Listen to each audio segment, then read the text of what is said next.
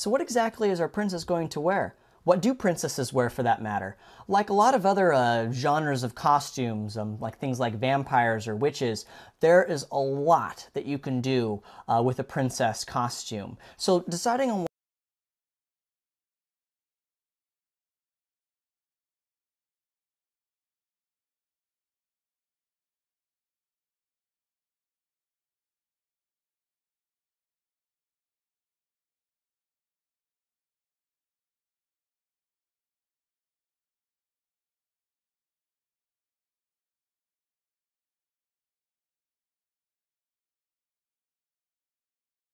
hat, or of course the big piece, a dress, that may work very well for your princess costume. So check your wardrobe first to make sure and eliminate everything that you already have and kind of see where the gaps are. Next, you're going to go out to a thrift store.